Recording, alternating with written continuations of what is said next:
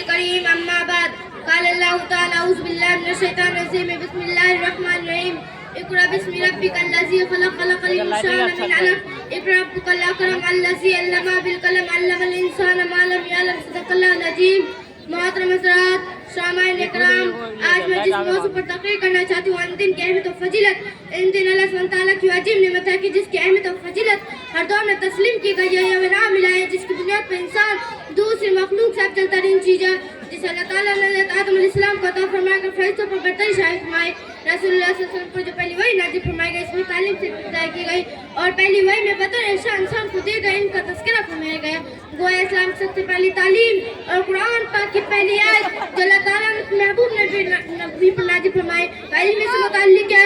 جیسا کہ ارشاد باری تعالیٰ پر اپنے نے پیدا کیا، آدم کو خون کی فٹک سے بنایا، پر اور تمہارا رب سب سے بڑا کریم ہے جس نے قلم سے لکھنا سکھایا، آدم کو وہ سکھایا جو وہ نہیں جانتا تھا.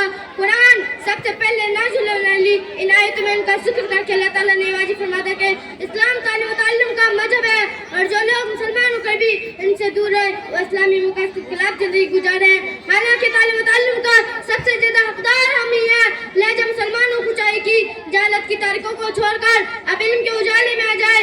نبی کریم صلی اللہ علیہ وسلم کا ارشاد ہے کہ علم حاصل کرو ورنہ تمہیں ملک چین جانا پڑے.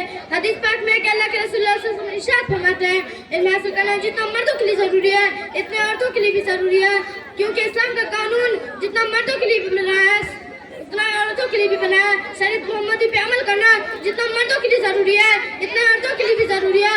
نماز، روزہ، حج، زکوٰۃ کے احکام و مسائل جتنا مردوں کے لیے ضروری ہے اتنا عورتوں کے لیے بھی ضروری ہے.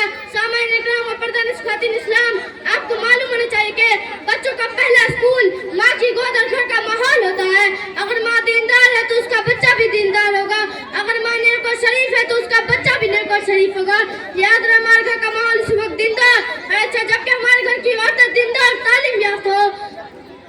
قرآن و حدیث میں ان کو فلاح اور کامیابی کے ذریعے قرار دیا گیا ہے اور ان کی وجہ سے فضیلت بیان کی گئی ہے.